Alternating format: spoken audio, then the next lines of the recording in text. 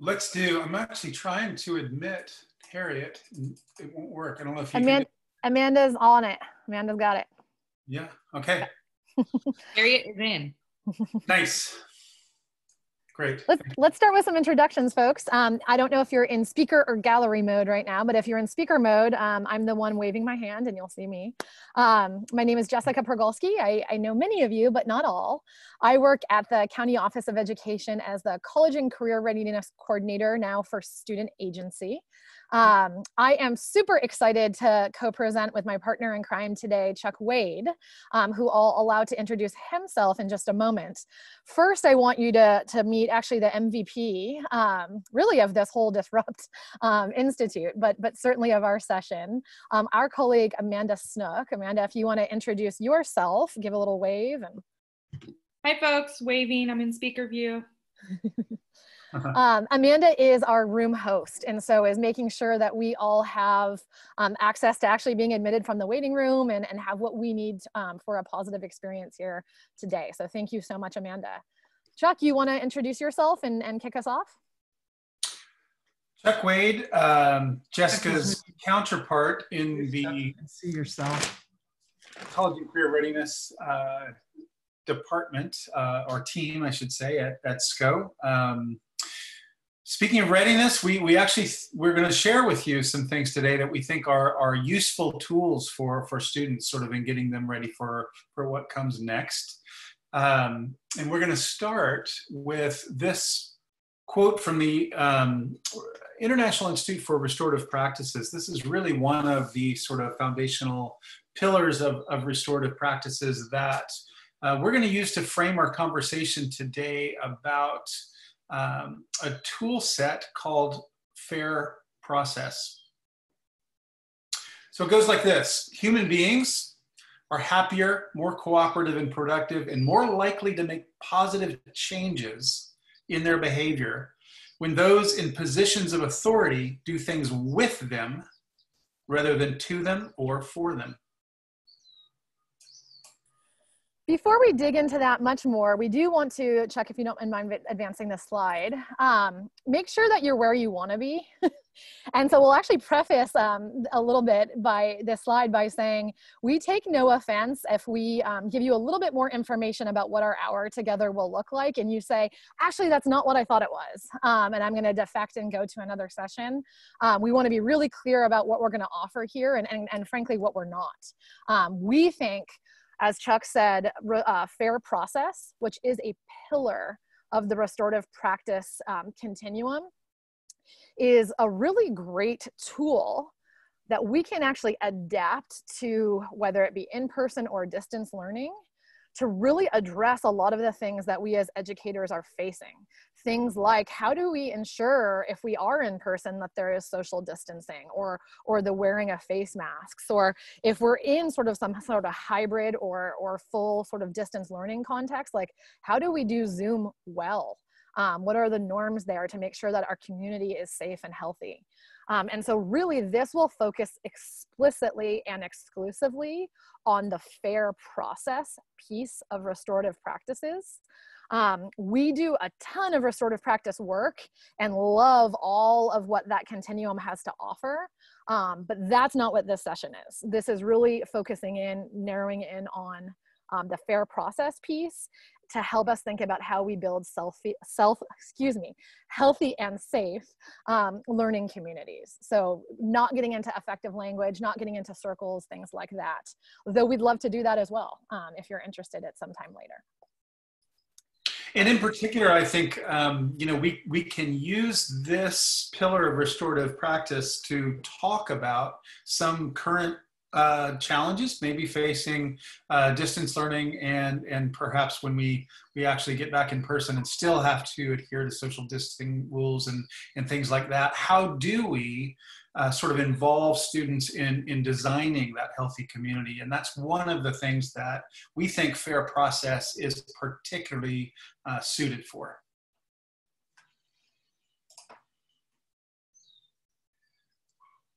Jessica, do you want to share a prompt? Yeah, so We're gonna, maybe this will actually make up your choice about whether or not you wanna defect. I know that some people have a little bit of a breakout room fear. We're actually gonna start right with a sort of a self-reflection piece. I will explain sort of the next 10 to 15 minutes, and then part of that will involve actually some self-reflection and then some sharing with a partner or a group of 3 in a breakout room, and then all of us coming back together as a whole group. So what we're gonna offer is an opportunity for you to have a few minutes to yourself to just reflect. Like, this could be about your youth. This could be about your principal, colleague, district administrator yesterday, or any time in between. Think of a time in your own life where someone made a decision that impacted you without consulting or involving you. And we want to give you some time to think about, like, what were the conditions under which that happened? Who did it involve? How did that feel for you? And what was the result? What came of that? After you have some time to do that, we'll actually break up into breakout rooms of 2 or 3. And while you don't have to share anything at all that's sort of confidential about that story, we will offer you the opportunity to share some sort of highlights from your reflection. And importantly, talk with educator colleagues about, is there anything your stories have in common? About what it felt like, what the conditions were, what the result was when you weren't consulted in a decision that affected you. And then we'll come back together as a whole group and talk about that and really dovetail that into what fair process is, and then how to apply it, in person or distance learning context. Any questions about that before we begin that process?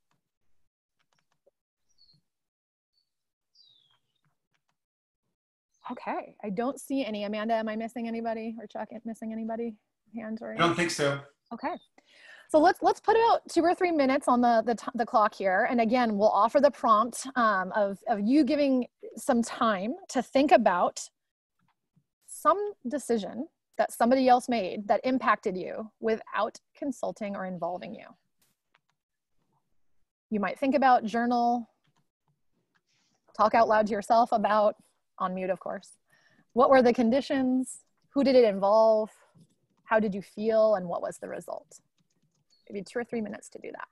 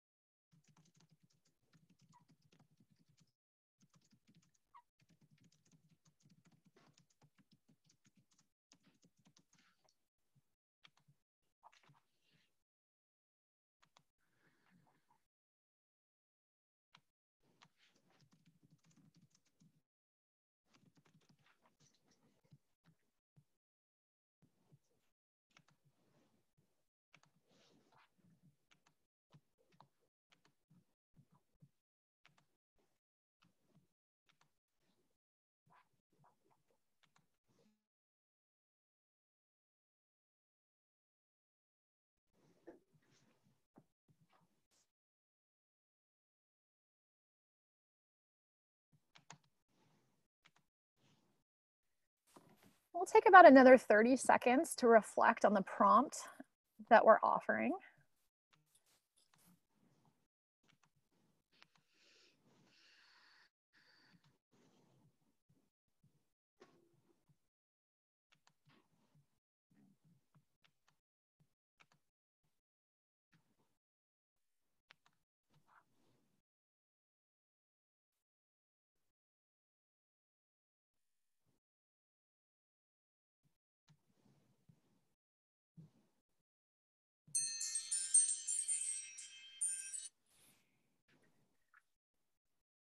Okay, Chuck, as I get us set up for breakout rooms here, do you want to offer what they might do in that time, and in particular, sort of share our promise of no guessing, no confessing around these stories?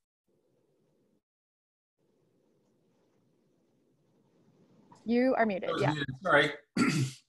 We'll offer you an opportunity in your breakout groups. You'll be in rooms of 2 or 3 participants. Speak from the heart and hold the space for others. So you'll have to manage your time a little bit. If you're in a group of 3, couple minutes for each person.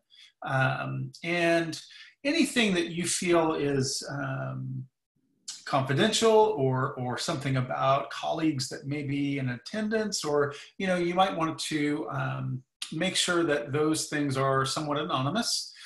We will ask you to share, but only things that participants are willing to have shared, if that makes sense. So please make that clear to your colleagues. And we'll give just a few, about 7 minutes for sharing in breakout rooms of 2 or 3. The only other thing I'll share is that because Amanda and I are sharing hosting and co-hosting, Chuck will actually get forced into a breakout room, but we're not going to let him join, just so that we're managing time and ready to welcome you back. So you might be in a room with Chuck. I don't think he'll be there. So you'll be in a group of 2 in that case. We'll make sure that happens that way. All right, shall I create our breakout rooms, Chuck? Yeah, please. All right, here we go, folks. We'll see you in about 7 minutes. We'll pull everybody back.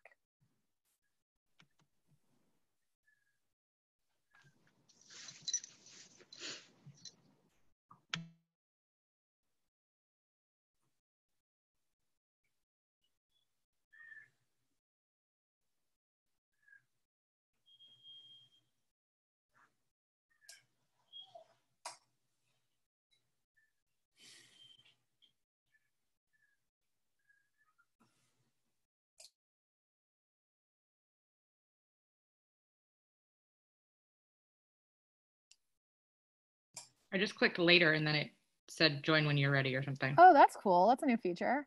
It looks like everybody successfully got in there, which has never happened to me before. I tested it. I was like, oh, this is a safe group to test this feature with. Cool. Good. Chuck, did it come up for you too? Like go to a breakout room or no? It did. You know, one of the things that I always forget, you can't see it if you're sharing your screen, so you have to stop sharing. Oh. And then you can see it. But it was there and I just declined. I said later or whatever.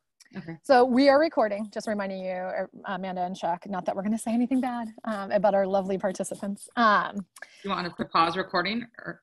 It's fine. I just wanted to check in logistically, and I'm happy for them to see that, or we can, edit it out for their time. We've got a group of, minus the 3 of us, we have a group of 12. So I think that's a manageable size to do yes and together. 100%. Yeah, okay, good. And that's assuming they even all stay till the end, so. I know with the overlapping other sessions or ones that are starting right after, people do tend to leave towards the end. Yes, I was telling Chuck, like, we should plan, like, our goal is no later, and Amanda, maybe you can help us with this, no later than, what would it be? 1:40. Is that correct? Because it's supposed to end at 1:45. Yeah, 1:40. Okay. So I'm going to put it in my phone just to remind me. Set a timer. We planned very lightly for this. Meaning, like, we planned a lot. We spent a lot of time planning, but we didn't plan a lot for an hour. We wanted to have more time for people to talk and stuff like that. Yeah, makes sense for what this is. So Jessica and Amanda, since we are recording for the record, I'd like you to state sort of your reflections on a time when somebody made a decision impacted you without discussing that with you or involving you. Please, go ahead. Oh, we've got Lauren Jolly joining us. She was already in, so she must have left and come back. Okay. So let's see, what breakout room should she be in? Lauren looks like she should be in, frankly, any of them, because they all at least have 2. Oh. Did you get kicked out or something? Hey, No, Lauren. I popped out and then I popped back in. That's what happened. So Okay. Lauren, we have about 4 minutes. Do you want us to push you into a room or you want to hang out with us? Oh, and I talk? don't mind. I'll just hang out with you. It's fine. We're doing the task ourselves, but also Yeah, wanting to I'll make just sure. listen. Yeah. No, you can participate. Hold on. I want to make sure I'm not getting, okay, good. I'm getting a breakout room notification, but it's just about Lauren. I wanted to make sure someone wasn't trying to get my attention. We were actually talking about a time when we have had a decision made that affects us and we haven't been consulted, and you're at a really unfair disadvantage because we all work on the same team and it might be relevant to us. Or not. That might not be the story we all choose to share. Yeah. But I can share this, that like our team, for myself, I'll be quick, like has really committed to, maybe not by name, but fair process. So not that we are a democracy and we get to have a say on all decisions, but that our leadership will consult us and really explain to us why they made the decision they made. And that happens sometimes and doesn't happen others. And I think for me, how that feels is a little bit of first genuine curiosity. Like, I wonder why. Is it just that we're not used to doing things that way? And then sort of like, if that's not it, then why? And so then the story I make up in my head is that like, we use that sometimes if it serves our benefit and sometimes if it doesn't. And I make up sort of all sort of conspiracies in my head about that. And frankly, if I'm being really honest and confidential, like that makes me nervous. That makes me suspicious. So yeah, that's for me. I'll stop talking.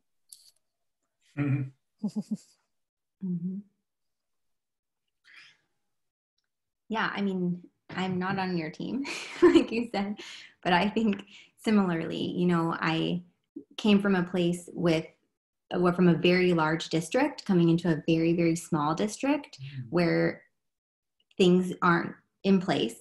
And when decisions are made based off of like an Edutopia article, I also get like really curious, and I have feelings of kind of like confusion, I think, about or like sadness almost for like, oh, your background is so minimal that's what you're choosing, like, and the fact that it's made between two people rather than asking the schools, like, is this what you need? Is this what's going to be helpful for your students? Is this relevant? I feel like, yeah, just assumptions are being made about our needs rather than asking. So, but. Nice. Thank you. I love the needs piece. That's a word that stands out to me. Chuck and Amanda, we've got about 30 seconds before I pull everyone back. You want to share or add anything? I would just share some of the descriptors that Lauren used, like the confusion piece struck a chord with me. That's, you know, I'm thinking of a specific example and kind of like you said, Jessica, like I make up stories in my head and I'm a little bit confused about why would this have been decided without including and consulting other people, and they must be thinking this, or maybe I don't know what they're thinking. So I liked that confusion descriptor. Thank you, Chuck. I am going to close the rooms, and Amanda, we have Renee in the waiting room. Are you able to help her get in? Awesome, thank you. So they will get another 60 seconds, remember, because once you close, they have 60 seconds and folks will be rejoining us. Here they come. Hi, Renee.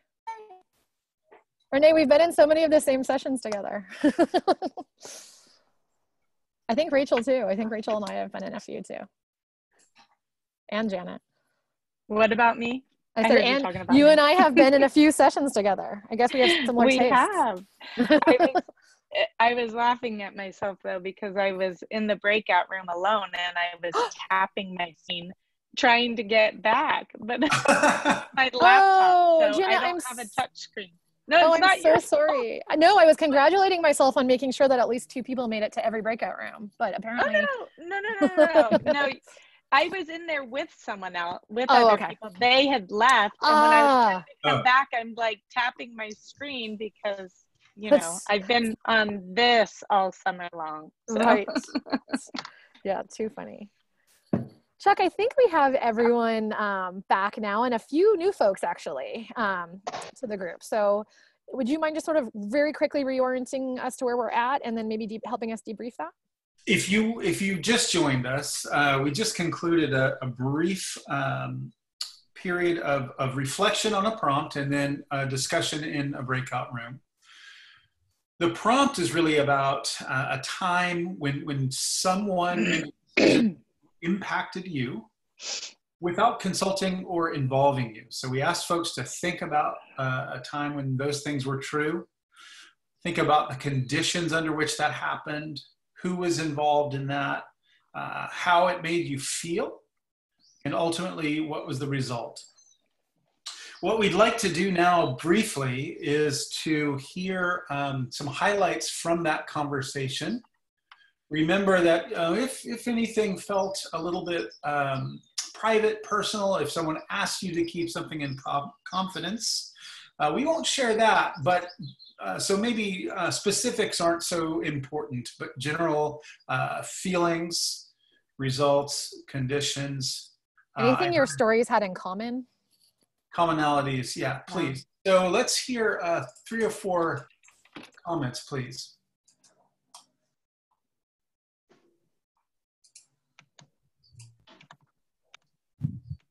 I guess I'll go ahead and share. One of the things that we talked about just kind of at the end is that sometimes when decisions need to be made without input, that the difficulty is sometimes the lack of communication or the lack of knowing what the decision was or why the decision was made. So in situations of being a teacher, if a decision is made without us, but then later we're asked by a parent or a student what's happening and we don't know what they're talking about, it can be a little embarrassing or uncomfortable. So that's kind of what we talked about in the end that was sort of common amongst us.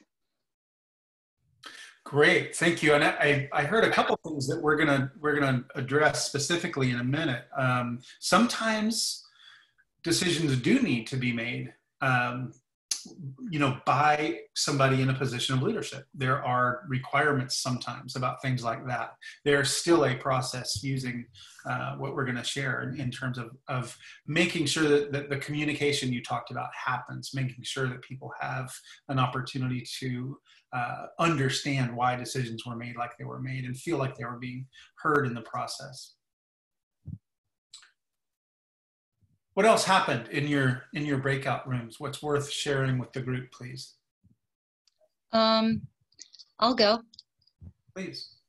So Michelle and I focused more on the actual scenarios and not the after effect, which was interesting. I mean, we did touch upon, how did it feel? What was the result? But we focused more, the focus was on the actual event.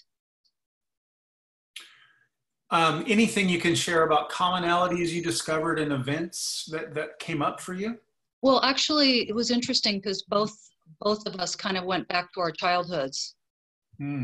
So she was firstborn, so she had responsibility as the eldest child. And I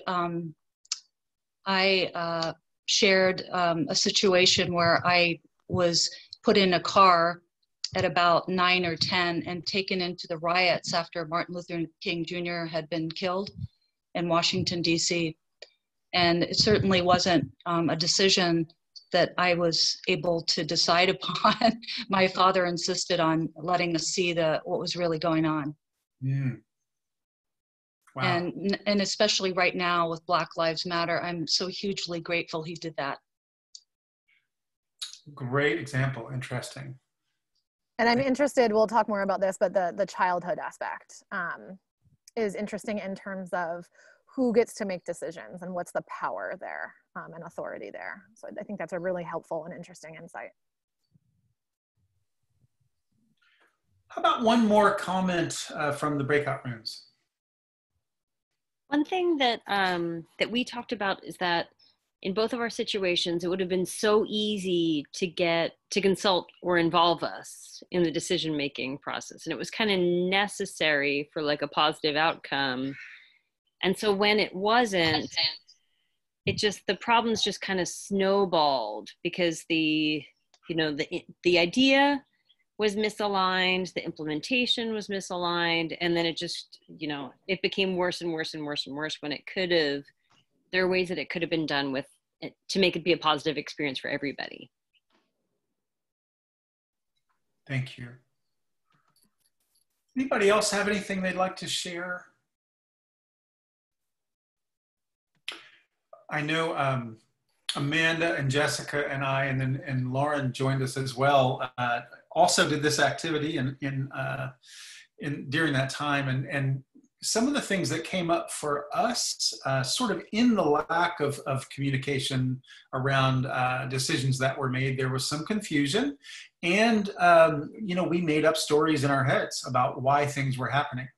So in the absence of full communication and information, we are making up stories about what might have happened to cause this. And I think that's interesting to hang on to as well.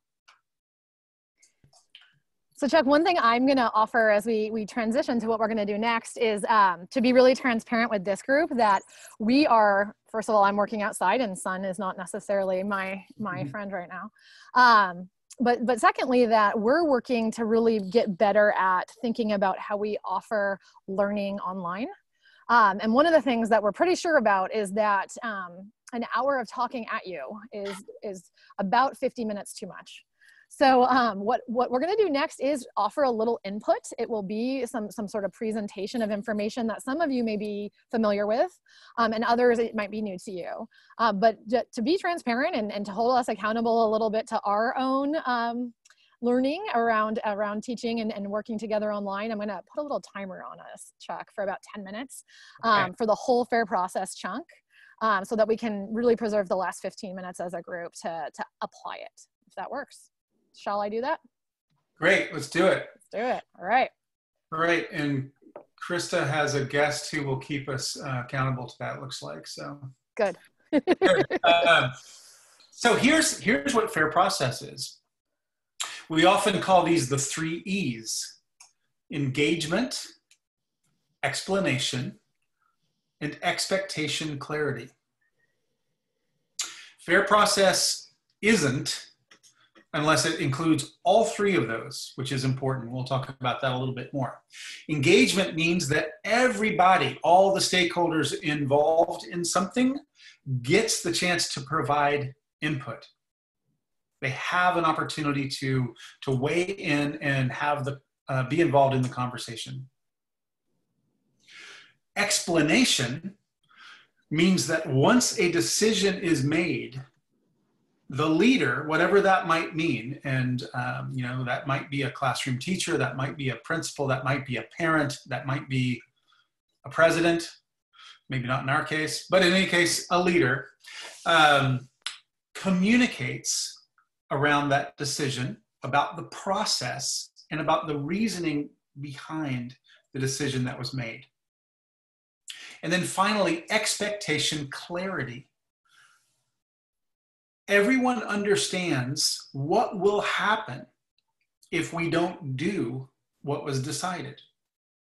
Okay, so all 3 of those things need to be present for FAIR process to work. Chuck, before we transition, one thing that I want to just offer, and again, this is familiar to many of you and new to some, the whole reason that FAIR process is such a pillar of restorative work is that this is by definition doing with. Right? So if we're in the restorative box of the social discipline window, which many of you may know and many may not, the restorative box is really about doing with, as opposed to doing to from an authoritative kind of command decision, or doing for, right? Really enabling and being permissive.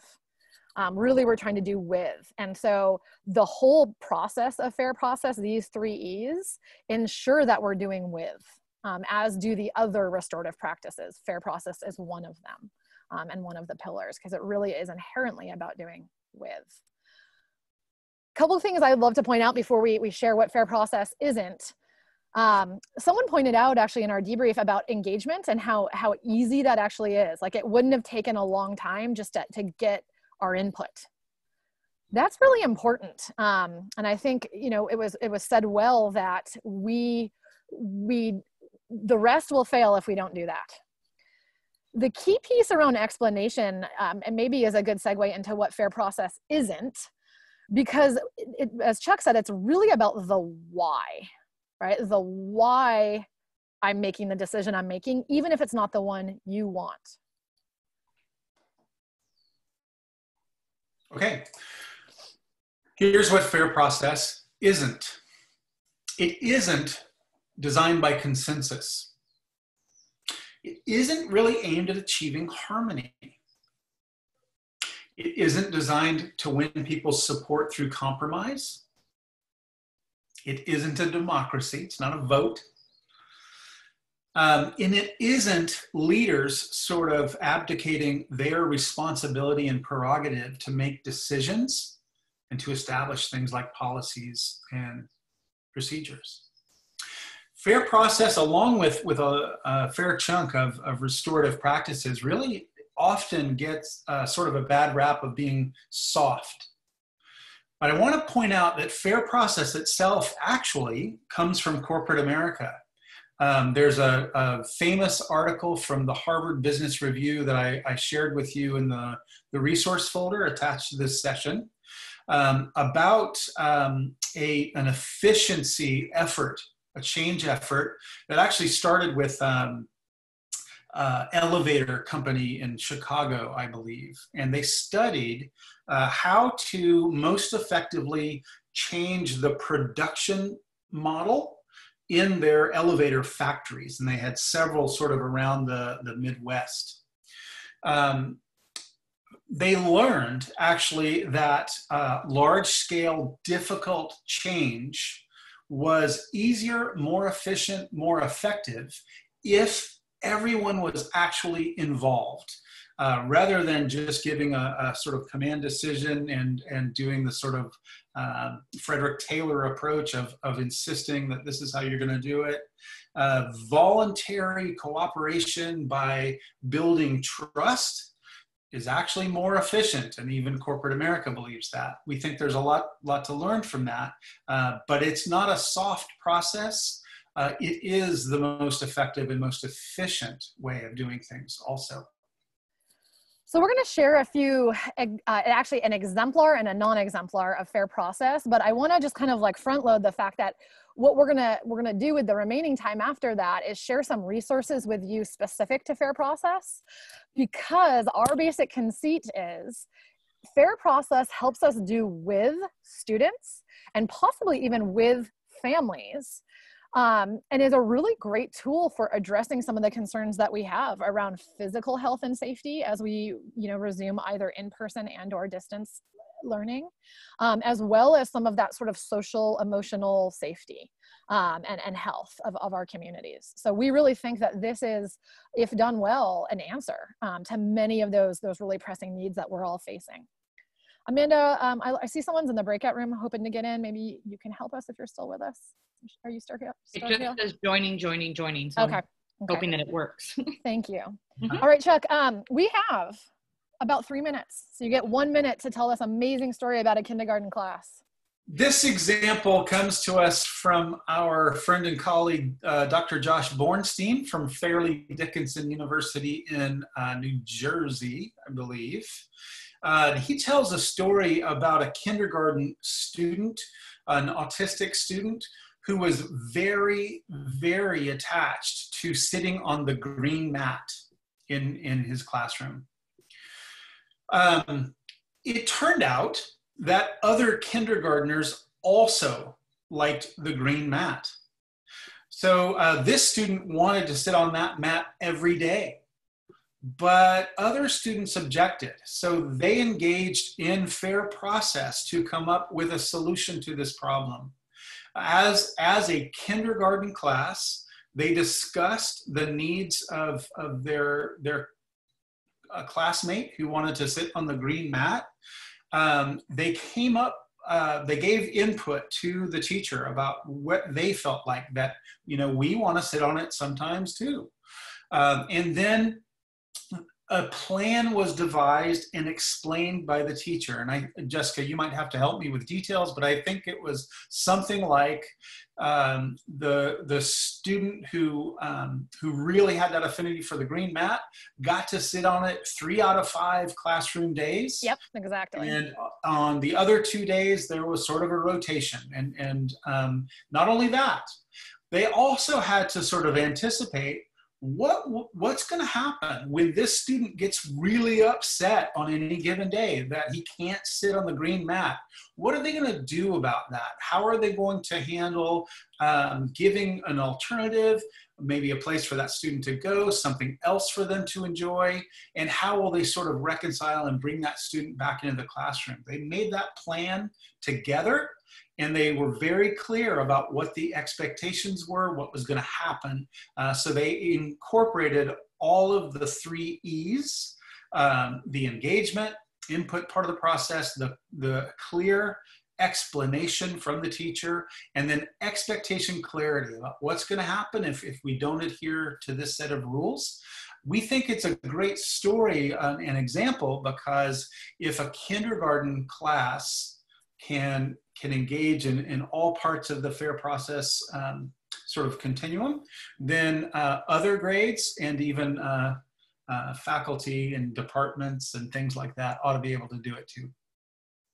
Thank you, Chuck. That was 2.5 minutes, but that's okay. It was a good one. All right. So it's an important tee up actually to a non-exemplar we want to share. And I think the distinction that Chuck, that was really important, and this frankly is a personal story for me. I'm not going to share details to sort of protect the group with whom I worked. But I failed to support the group in the last E, which was really expectation clarity. So Chuck talked about how kindergartners were able to say, you know, this child, incidentally named Austin, who experiences autism, is going to disproportionately get access to the green mat. Like, he deserves more time because he needs it more. And even though that's what we're deciding to, it's going to be extra hard for him on the days that it's not his. And so what are we going to do if that happens? And they together came up with those expectations and what was going to happen if any of them failed to meet those expectations. And so that's really the sort of point of my non-example. This is actually a high school where there was lots of girl drama, to the point where there was property damage with the girls' families even. So like literally police were involved, the school was involved.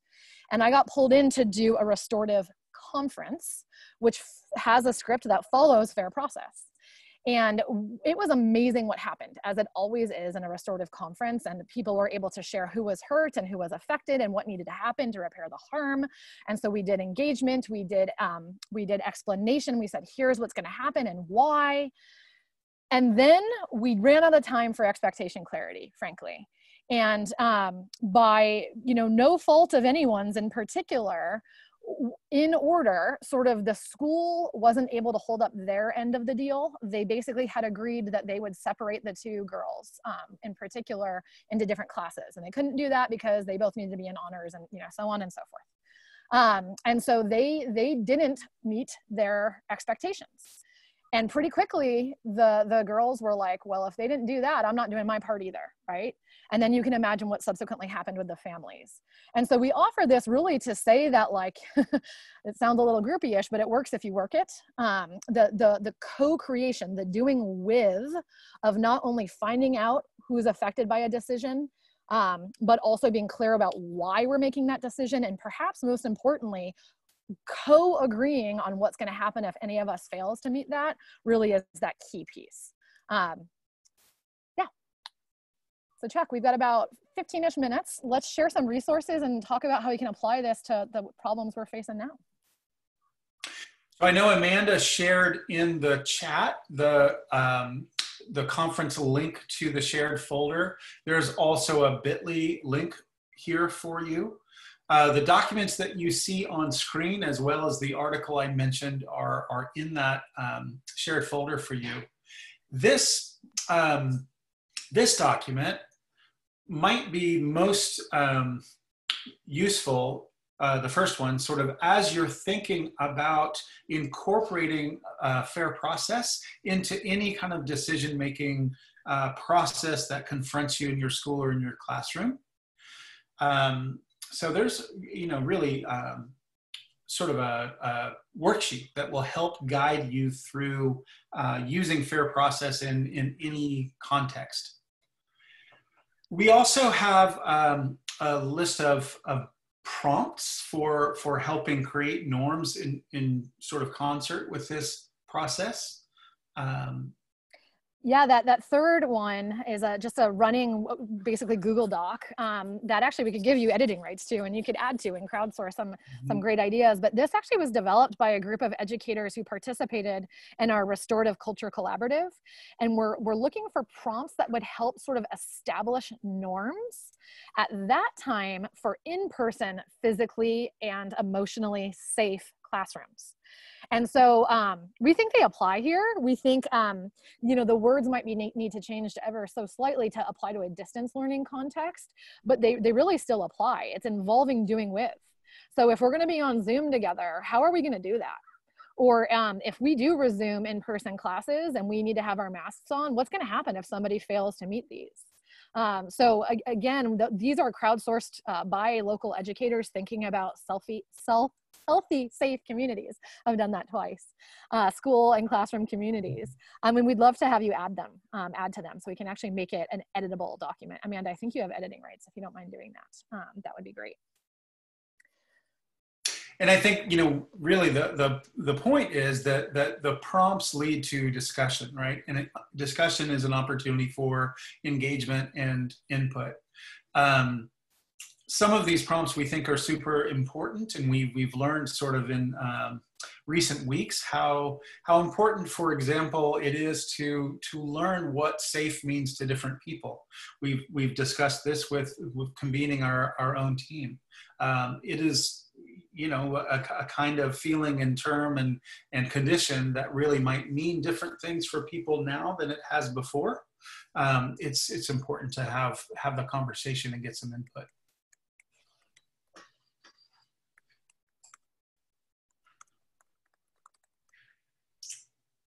Jessica, shall we talk about yes and how we use that? Yes, we should. We're going to use the remaining time that we have to really stop talking and leverage the wisdom in the room. In this case, it's a Zoom room, to really think about applications for how we could use fair process to address certain issues that you all are facing. With your permission, we'll like embarrassingly model maybe one of them, Chuck, very, very briefly. And then really as a group go through some other examples. So one of them, for example, sorry, my partner is coming out and speaking to me, and I gave him a very clear timeline of when he wasn't allowed to do that. So we should probably think about fair process. You need clarity there. I was literally snapping at him. So what we think yes and can be used really well for is a positive, iterative enhancement of good ideas. And so the example that Chuck and I are going to share actually comes to us from our County Superintendent of Education, Dr. Harrington, who was pretty concerned that if there are schools who are in person, whether it be in August or in January, that students will need to be wearing masks. And the littles might not know how to do that, and the bigs might feel like they don't want to. Or both could happen at both ages, I suppose. So Chuck and I will really fast model a yes and for how we can collaboratively think through using fair process to address that problem. And importantly, we're going to try to mirror, and I'm putting them in the chat right now, the sort of the 3 E's. So how we can make sure that in this case, doing with students involves thinking about masks and really bringing them into that decision making and understanding what their their input is, the communicating clearly the decision we've made, and being clear about what the expectations are moving forward. So all 3 E's. Okay, I'll start, Chuck. Let's do this rapid fire. We can use fair process, Chuck, to address really the fact that, like, I'm worried that when we're back together as a group, my high school kids are gonna be like, excuse my language, F you, I'm not wearing a mask. That's uncomfortable, I think it's weird. I don't wanna be embarrassed, I'm not gonna do it. So I think we should use fair process to address that. You're right. And, you know, one way we could sort of create an opportunity for engagement for everybody, we could have sort of a circle. We could have an opportunity for folks to express, you know, why they wouldn't want to wear one, why they would, what it looks like to wear one well, or what constitutes a usable mask. Whether it's okay to just pull your shirt up like this every now and then. We could get all kinds of input from the students about what it would look like. Yes, and I think in the explanation piece of fair process, what would be really powerful, because ultimately we're gonna need to have some rules. We're gonna need to be able to say, I'm sorry, you have to wear these masks. But I think what the explanation part, what would be really cool is to use what we heard from that engagement portion and really point out that, like, I think students and sometimes adults think their view is the same as others. So I think it would be really powerful for them to hear, oh, he doesn't want to wear a mask because of this. Oh, that's different from how I feel. And I assumed everybody felt the same way as me. Not only does that bring awareness that the teacher has, like, competing demands, but also that, like, you know, there's some empathy there. Our decisions affect others. So I think we could really be clear about that in that explanation piece. Cool. And I think, you know, hearing from other students will, like you said, give some empathy around different needs around safety. So that explanation would be super helpful. I think in terms of expectation clarity, we would have to share some decisions, some policy, and some procedures if our agreed upon you know, system for wearing masks wasn't followed. So we might say, you might have to go outside if you're not willing to wear one of the approved masks, or if you're not willing to pull it over your nose. There would have to be rules about whether you could do that or not. And we would have to make those really clear and adhere to them. Yes, and that would help ensure we're doing with students, because when we did have to ultimately offer a punishment or a correction, it would be really transparent, and the students would have helped ahead of time come up with those consequences and really be the ones that are enforcing that accountability and not all on us. Yeah, none of that would be a surprise. Good. Okay, so what we hope to do is really turn it over to you. We've got about 10 minutes left, but we'd love to adjourn a little early for your own sake, and in case you need to take a break or do whatever before the next session. So we want to hear from you, at least one, maybe we'll have time for two, you know, health and safety, whether it's physical or emotional concerns that you have. And then let's just popcorn. You'll have to turn yourself off of mute and go through a yes and together. So first, is there someone who's willing to offer a health or safety concern you have in terms of what school looks like in the fall? I've got one, because it's been a hot topic in my district's school board meetings. Thank you, Renee. Awesome. Give it to us. Yeah. Teachers who are at high or higher risk of complications, needing either a special situation or to stay remote even if a hybrid model happens. We're a small, and you guys know, we're a small district and we don't have enough teachers to allow a bunch of them to stay home. Okay, so we could use fair process to address sort of differences in vulnerability among staff and concerns around that, and concerns around returning to physical proximity with students. And in that example, engagement would look like, what could you do to engage your faculty and perhaps the broader community in a conversation about that real concern? Just popcorn in, take yourself off mute and offer it up. Well, I wonder if the district could also survey the students and families to see if there are any high risks within those families where they may want to stay home, and the particular teachers in a similar situation could continue with virtual learning. Great. So we could find out if there are maybe students who want to stay home as well for similar reasons, and we could pair them up in some way so that coverage can be maintained for those who need to be in person. What else? What other ways could we engage the community in this conversation? Maybe the like the district or not the district, sorry, like neighboring districts or the county could kind of partner up if there are enough people in that same kind of position, enough students and teachers in that same kind of position, and kind of like trade employees or trade students for a little while. Love it. Good example. So we could also talk to the broader community and see if we can leverage common resources and structures to help alleviate this problem. What else can we do to get engagement? Well, I also wonder about having a conversation amongst all staff members to make sure everyone has an opportunity to air either their concerns and or their frustrations about what they might perceive to be inequitable treatment amongst staff members around expectations. So I feel maybe that's going back a step or two to have that conversation.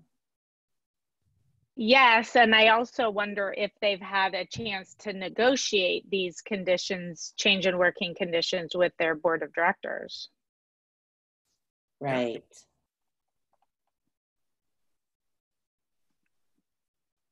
Good. Anything else about ways we could engage folks in the conversation, get input, hear from as many people as possible? What else could we do? Yes, and wouldn't that look like personal preference as well? Because some people might be compromised, but they would prefer to be directly involved with their students if the schools open up. Julia, how could you find out? I guess honesty. So maybe in a meeting we could ask that question, or yeah. we could ask for a anonymous survey. What else? Something like that. Yeah, an anonymous survey would be brilliant. And Chuck, maybe that's a good segue to expectation clarity, or excuse me, I'm so sorry, I skipped over one. Explanation, because Julia was sort of offering what a leader might decide based on that. So I'll post, oh, my fault, I did it again. So sorry, folks. Let me copy explanation again. Yeah, yes, I can imagine that there will be decisions that will be made by administrators or leaders that not all staff or, all stakeholders are going to feel comfortable with. So how can they offer their explanation, offer their justification for that decision while acknowledging that there are going to be people who are uncomfortable with the decision? Really well said, Michelle. I think that sort of encapsulates the why of explanation clarity there, or being very explicit and clear in your explanation of your decision. What else would need to happen? Any other thoughts? I don't have anything in mind. I'm just wondering if anybody has thought of something else that would need to happen around explanation. Yes, and the explanation would need to be shared with the broader community. So not just within the staff that's involved, but also in the community, so that they understand why decisions were made. Mm-hmm. Great. Good. Anything else on explanation?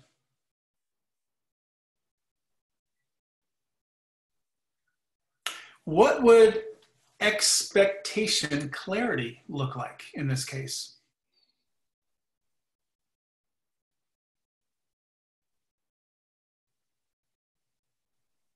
I think time allowance would be need to be considered. Say more about that. What do you mean by that? Well, just the, you know, if it were to interfere with students progressing into their school year by, you know, faculty perhaps not negotiating what they felt safe about in a, you know, timely manner, could get drawn out. Nice. Chuck, let's take about another minute, and then we have a couple questions that have come up, and I want to make sure we let people go on time because there is a session after this.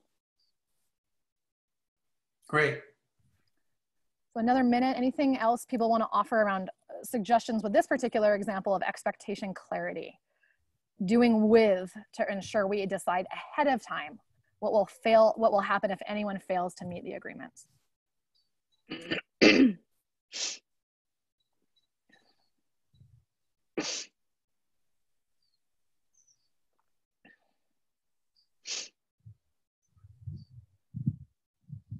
I'm feeling, I have to confess, I'm feeling stuck about how to get past, you know, particularly on this issue about, you know, perhaps a push-pull around a staffing situation. You know, how to feel that you come to some kind of common expectations around consequences or implications if people, you know, I guess really don't feel buy-in, but then that perhaps takes us back a couple of steps, right? Of feeling a sense of being heard anyway, or a sense of obligation before you get to a decision and some expectations that they may not love. That's actually, and with the group's permission, maybe we can spend the last like 90 seconds or so addressing that. I think it applies to actually a little bit the other question we got. You know, Lauren asked me, and I hope it's okay to out her, I asked permission, a really great question about Chuck and the way that you were sort of talking about it. Do we make sure that it's more applicable to all? We're talking about this broadly and conceptually, our needs and how it's going to affect people, or is it more appropriate to focus only on the ones who brought it up and like their specific needs? And I think for me, that's sort of related in a way to Michelle's question, although it's a little different spin on it. And I'll take a very short stab at my current thinking. With restorative practices, it isn't about the individual, but his or her belongingness in the community. And the rigor of restorative practices is that the community has really high expectations of what we do and what we don't do here. And I think, to answer both Lauren and Michelle's question a little bit, I think you need to know about the individuals a bit, to the degree that they're comfortable and not ostracized, to the degree that they're protected as part of this community. You might need a circle or some sort of format that protects the individual but allows them to share how they're affected. And then in terms of Michelle's question about sort of like what do we do if there isn't like consensus and if there are competing needs, because there are right now, and a leader's going to have to make a decision. This isn't a good answer, but something that has worked for me and Chuck, who often disagree actually, and our leader has to decide between us, is really just understanding that the other person has a competing need. And like Fair Process and the research article that Chuck offered really provides some research and an evidence that even if I don't get what I want, if the decision is transparent, if I was able to say what I thought should happen, even if I don't get what I want, I'm more likely to comply. I'm more likely to go along with it because I know it meets someone else's needs. And the leadership took a stance and was clear. I know we're at time, but super fast example, our colleague, former Superintendent Mike Simpson, talks about an example of a woman who went to traffic court to fight a ticket and they let her off. And she was so upset because she never got to make her case. And they're like, you got what you wanted, you didn't get the ticket. And she's like, but I'm ready to like make my case. Like that engagement piece wasn't able, that was absent, right? Right. And I think that's one of the key pieces in sort of answer to Michelle's question is we need to hear from everybody about those needs, those specific needs. It's analogous in a way, this example, to the kindergarten example with Austin. There are people with different sort of levels of need, and the community needs to decide what we're going to do about that. I think that's the whole point of employing something like Fair Process. That makes sense. And even if you're considering like as the need can also be defined as like intensity of need around it, right? Like not need as a static. There's an equity issue there. Yeah. Yeah. Nice, Michelle. I like that, the intensity of need. Like right now, it's this, right? Right, right. So folks, thank you all. Like we could talk about this forever, and we're happy to. Chuck, I know we know many of the faces in this room, but for the folks that we don't, you know, we know that this is just a very quick offer of a tool. It requires talking through and practicing, really thinking about how you could use it to make sure, you know, students come to agreement about how we're going to show up on Zoom or Google Meets together, or really what we're going to do if there's some sort of unsafe, you know, social media behavior or whatever it may be. We think Fair Process is a great way to do with students, or in this case that we examined with educators and their supervisors around how to make these tough decisions. But it really does require support, and we're happy to do that. We don't want to limit our support to this 1 hour, so please do reach out. We're happy to talk through, practice, think through any of this with you. Thanks for being here, and please do, as Jessica said, get in touch if we can help you think about how to use this with your classrooms, with your faculty, with your family, anybody you need to use it with. So thanks for being here. Thanks, y'all. Take care.